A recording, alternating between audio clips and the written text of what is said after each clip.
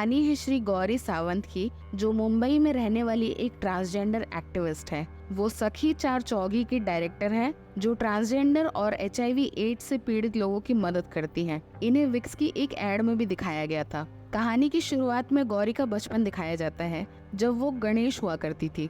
School में teacher Ganesh से पूछती है कि तुम बड़े होकर क्या बनना चाहते हो, तो गणेश कहता है कि मैं माँ बनना चाहता हूँ, गोल चपाती बनानी है और घर का सारा काम करना है। ये सुनकर टीचर गणेश को डांटने लगती है और पूरी क्लास गणेश पर हंसने लगती है। टीचर गणेश को सजा देती है। गणेश अपनी माँ से पूछता है कि वो क्यों माँ नहीं बन सकता, तो उसकी माँ कहती है कि माँ बनने के लिए बच्चा होना जरूरी है और मर्द माँ नहीं बन सकते। गणेश कहता है कि उसे मर्द ही नहीं बनना, और ये कहकर वो वहाँ से उठकर चला जाता है। गणेश की माँ उसे ये सब बातें अपने पिता के सामने कहने से मना करती है। गणेश को श्रृंगार का बहुत शौक था। उसे चूड़ी, बिंदी, लाली ये सब लगाने का बहुत शौक था। एक बार जब गणेश तैयार होकर आईने में खुद को देख रहा था, तब उसकी माँ पीछे से आकर ये सब देख लेती है। यहाँ गौरी अपने कंगन बेच देती है अपने गोद लिए बच्चों के लिए। रात को गौरी बच्चों के साथ पार्टी करती है। मुन्ना कहती है कि अम्मा तो पहली है जो लड़ाई से पहले ही सेलिब्रेट कर रही है। जब सब सो रहे होते हैं, तभी कुछ लोग आकर इन पर हमला कर देते हैं। ये गौरी की कम्युनिटी के ही लोग होते हैं जो गौरी के खिलाफ होते हैं। गौरी इनसे लड़ने जाती है, तब तक सब लोग भाग जाते हैं। गौरी ने थर्ड जेंडर को मान्यता देने के लिए पिटीशन फाइल की थी। गौरी दिल्ली पहुंचती है सुप्रीम कोर्ट जाने के लिए। रास्ते में एक ट्रांसजेंडर इंसान गौरी से पैसे मांगता है। गौरी उससे उसका नाम, ग्रुप का नाम, गाँव का नाम और बीवी का नाम पूछती है। वो गलती से अपनी बीवी का नाम बता देता है। गौरी को पता था कि वो उनकी कम्युनिटी का नहीं था, बस उनमें से एक होने का नाटक कर रहा था। अमेंडा गौरी का इंटरव्यू लेने आई थी। वो गौरी से उसकी लाइफ के बारे में पूछती है। अमेंडा गौरी के पिता के रिएक्शन के बारे में पूछती है कि उन्हें कैसा लगा गौरी के ट्रांजिशन के बारे में और ये पिटीशन के लिए। गौरी बताती है कि उसके पिता से पिछले 16 सालों से कोई बात नहीं हुई। FM पर लावणी बजता है। कहानी फ्लैशबैक में जाती है, जहां गौरी अपने बचपन में फंक्शन में डांस कर रही थी। उसके पिता वहां पहुंचते हैं और ये देखकर गणेश को खींचकर घर ले जाते हैं और गणेश को डांटने लगते हैं। गणेश को अपने पास बुलाकर वादा लेते हैं कि वो कभी लड़कियों की तरह तैयार नहीं होगा। गणेश के पिता का BP बहुत हाई हो जाता है। कुछ दिनों बाद जब गणेश स्कूल से अपने घर की तरफ आ रहा था, तब उसे पता चलता है कि उसकी माँ का देहांत हो गया है और यहाँ से गौरी की पहली लड़ाई शुरू होती है अपनी आइडेंटिटी को लेकर। दूसरी लड़ाई सर्वाइवल की और तीसरी इक्वालिटी की, जो अभी वो लड़ रही थी। गौरी सुप्रीम कोर्ट पहुंचती है। रिपोर्टर्स उससे सवाल पूछते हैं। एक वकील गौरी के पास आता है और उस पर कालिक फेंक देता है, फिर वहाँ से भाग जाता है। गौरी पुलिस कंप्लेन करती है। वो वकील नहीं था, कोई फ्रॉड था। गौरी और अमेंडा पुलिस स्टेशन पहुँचते हैं। वहाँ एक इंस्पेक्टर को देखकर गौरी को अपने पिता की याद आ जाती है। वो अंदर जाने से इनकार कर देती है। अमेंडा पूछती है तो यहाँ से अब की दूसरी लड़ाई शुरू हुई। गौरी बताती है कि माँ के गुजर जाने के बाद उसके सर्वाइवल की लड़ाई शुरू होती है। बाप बेटे में बहुत मनमुटाव रहता है। गौरी के पिता पूरी कोशिश करते हैं कि वो गणेश को ठीक कर सके। गणेश के पिता गणेश को डॉक्टर के पास लेकर जाते हैं। गणेश डॉक्टर से पूछता है कि आपने बाहर गोल्डफिश रखी है ना? तब डॉक्टर कहता है वो अलग है ना, इसलिए मेरी फेवरेट है। तब गणेश कहता है मछली अलग है तो फेवरेट है, लड़का अलग है तो नहीं। डॉक्टर कुछ दवाई लिख देता है। गणेश को मजबूरी में वो दवाइयाँ खानी पड़ती हैं, पर उसे बहुत तकलीफ होती है। गणेश के बर्थडे पर उसकी दीदी उसे एक गिफ्ट देती है।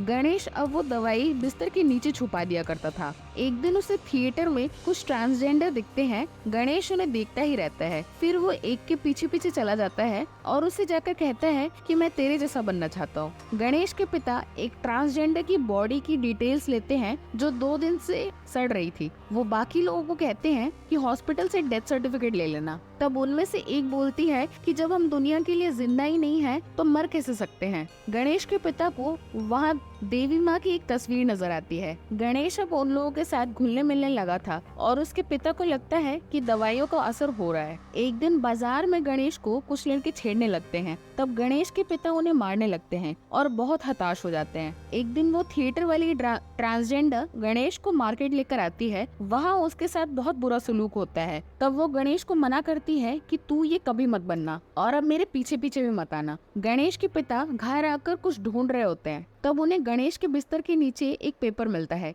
गद्दा उठाने पर उन्हें वो सारी दवाइयाँ मिलती है। उसका बैग चेक करने पर उन्हें देवी माँ की एक तस्वीर मिलती है। ये सेम वैसी ही तस्वीर थी जो उन्हें उस ट्रांसजेंडर की बॉडी के पास मिली थी। जब गणेश घर वापस आता है तब उसके पिता उसे घर से निकल जाने के लिए कहते हैं। गणेश थोड़ा सामान और कुछ पैसे लेकर मुंबई चला जाता है। गणेश और उसके पिता की ये आखिरी मुलाकात थी। गणेश को मुंबई में बहुत परेशानी होती है। वो घर वापस चला आता है तब उसकी बहन उसे अपने पिता से दूर रहने के लिए कहती है। गणेश वहाँ से हमेशा के लिए मुंबई निकल जाता है। गणेश अपनी बहन का दिया हुआ गिफ्ट वहीं भूल जाता है। उसके पिता उसे देखकर रोने लगते हैं। गणेश अपने पिता को अलग अलग बहानों से कॉल किया करता था। गौरी जनगणना के बहाने से अपने पिता को कॉल लगाती है और पूछती है कि घर पर कौन कौन है। तब उसके पिता बताते हैं कि उनका एक बेटा था जो गुजर चुका है। गौरी को ये सुनकर बहुत बुरा लगता है। वो अमेंडा को बताती है कि उसे लोग बस FB पर पसंद करते हैं, पर्सनली नहीं। वो आगे बताती है कि दीदी की मदद से मुंबई को ही उसने अपना नया घर मान लिया था।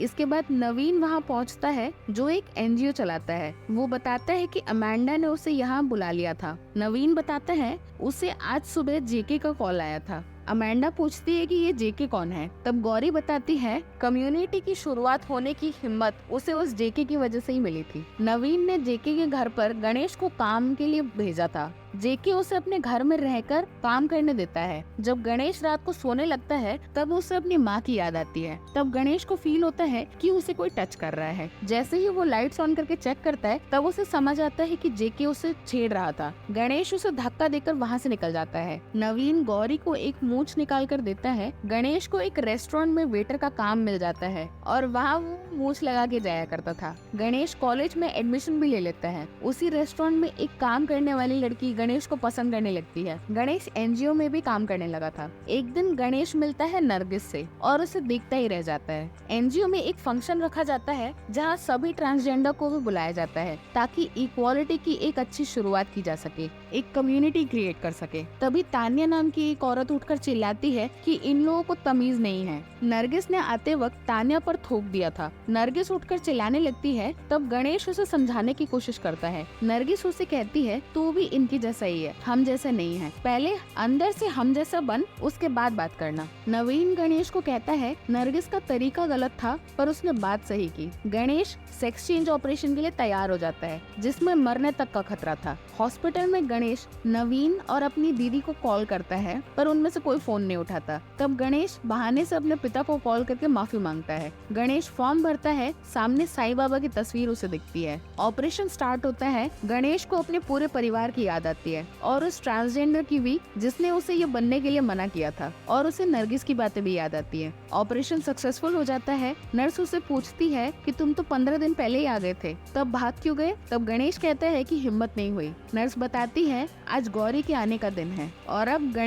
गणेश से गौरी बनता है। जिस दिन गौरी के ट्रांजिशन की सेरेमनी होती है उसी दिन उसके पिता उसका श्राद्ध कर देते हैं और उसे मरा हुआ मान लेते हैं। गौरी को पता चलता है मुन्ना को पुलिस ने पकड़कर बहुत मारा है। गौरी पुलिस वाले से लड़ जाती है और मुन्ना को बचा लेती है। मुन्ना बताती है कि उन जैसों की कोई मदद नहीं करता। गौरी कहती है कि अगर तुम लोगों ने कोई गलती नहीं की तो किसी से डरने की कोई जरूरत नहीं है। मुन्ना रोकर गौरी को गले लगा लेती है और उसे अम्मा कहकर पुकारती है। गौरी उसे अपना लेती है और उसे अपने घर पे रहने के लिए कहती है। नरगिस अपना लॉकेट गौरी को देती है और कहती है मैं भी तेरे घर आऊंगी। गौरी खुश हो जाती है। रात को मुन्ना आकर बताती है एक कोठे वाली मर गई है और उसकी 4 साल की बेटी की बोली लगाई जा रही है। गौरी और बाकी लोग वहाँ जाते हैं और उस बच्ची को बचा लेते हैं। गौरी इस बच्ची को माँ बनकर पालने लगती है। गौरी एक स्कूल में पढ़ाने जाती है, वहाँ उसे काम मिल जाता है। गौरी अपनी बेटी को छोड़ने स्कूल आई होती है, तब उसे वहाँ अपनी दीदी मिलती है। दोनों बातें करते हैं पर गौरी की दीदी अजीब बर्ताव करती है। गौरी अपनी बहन को थैंक यू बोलती है। गौरी स्कूल में पढ़ाती है। कुछ रिपोर्टर्स आकर उसकी तस्वीर खींचते हैं। अब गौरी का फोटो न्यूज़पेपर में आता है। एक ट्रांसजेंडर को ये बात बिल्कुल अच्छी नहीं लगती। वो गौरी से जलने लगती है। नवीन गौरी को NGO बुलाता है और बताता है कि US की कॉलेज से उसे सत्कार करने के लिए बुलाया गया है। नवीन उसे वहाँ जाने के लिए कहता है। फ्लाइट में एयर होस्टेस गौरी की बहुत मदद करती है। गौरी उसकी नजर उतार लेती है और उससे खुश रहने की दुआ देती है। जब गौरी यूएस से वापस आती है तब भोला नाम की एक नई मेंबर गौरी के साथ जुड़ती है और काम सीखती है। गौरी सबको पढ़ाने का ठानती है। गौरी सबको शिक्षा का महत्व समझाती है। भोला गौरी के लिए पान लेकर आती है। जैसे ही गौरी उसे खाने वाली होती है तब नरगिस वहाँ आकर भोला का गला पकड़ लेती है। तब पता चलता है कि भोला गौरी को मारने की कोशिश कर रही थी क्योंकि उसे उसी ट्रांसजेंडर ने भेजा था जो गौरी से जल रही थी। भोला को गौरी का यकीन जीतकर गौरी को मारने के लिए भेजा गया था। इसके बाद नरगिस गौरी को अपने बॉयफ्रेंड से मिलवाती है और कहती है कि वो उससे शादी करने वाली है और गौरी को भी अपने बारे में सोचने के लिए कहती है। एक दिन एक आदमी आकर गौरी का पता पूछता है और उसके घर पर एक टोकरी लाकर रखता है। इसमें से एक बच्चा निकलता है। वो आदमी बताता है कि इसे कोई दरिया के पास छोड़ गया था। गौरी इस बच्चे को भी अपना लेती है। अब धीरे धीरे गौरी उन सभी बच्चों को अपनाने लगती है जिन्हें उनके परिवार ने नहीं अपनाया। गौरी इन बच्चों के लिए रेस्क्यू होम बनाने की कोशिश करती है पर सभी लॉयर्स उसे मना कर देते हैं। एक लॉयर उसे कहता है कि आप इस देश के लिए एग्जिस्ट ही नहीं करते। गौरी इसके खिलाफ आवाज उठाती है और पिटीशन फाइल करती है। अब सुप्रीम कोर्ट में केस चालू होता है। एक टीवी शो पर गौरी का इंटरव्यू होता है। गौरी अपने कम्युनिटी का दर्द समझाती है और बताती है कि हमने सुप्रीम कोर्ट में ट्रांसजेंडर इक्वालिटी के लिए पिटीशन फाइल की है। वो रिपोर्टर जो अब तक तीखे सवाल पूछ रहा था अब गौरी को कहता है कि वो अपनी कंपनी में ट्रांसजेंडर्स को भी काम देगा। तभी गौरी को एक कॉल आता है और उसे पता चलता है कि नरगिस ने खुदकुशी कर ली है क्योंकि उसका बॉयफ्रेंड शादी वाले दिन भाग गया। गौरी हॉस्पिटल पहुंचती है तब देखती है कि नरगिस टॉयलेट के बाहर नीचे रखा गया है। गौरी हॉस्पिटल स्टाफ से पूछती है कि उसकी दोस्त की बॉडी को नीचे क्यों रखा गया है तो स्टाफ उससे लड़ने लगते हैं। गौरी डीन को बुलाती है पर डीन नहीं आता। गौरी और उसका पूरा ग्रुप हड़ताल करने लगते हैं। अगले दिन डीन आता है। गौरी उससे माफीनामा मांगती है। डीन उसे माफीनामा देने के लिए मना कर देता है। अब मीडिया भी वहाँ आ जाती है और गौरी डीन को धमकाने लगती है कि वो अपने सारे कपड़े उतार कर उस केबिन से बाहर निकलेगी। तब डीन डर जाता है